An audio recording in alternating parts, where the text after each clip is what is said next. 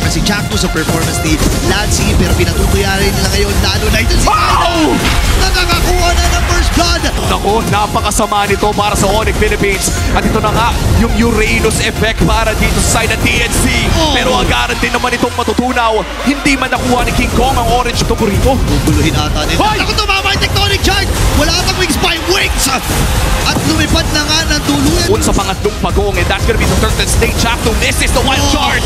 Pero si King Kong, paabuti ng TNC Pro Team yun. At tanda natin, tournament life ang nakasalalay dito. Si Kirk lumalim na rin. Nagamit yung brilliant. At si Bruce namatay. Kasama pa si Kirk.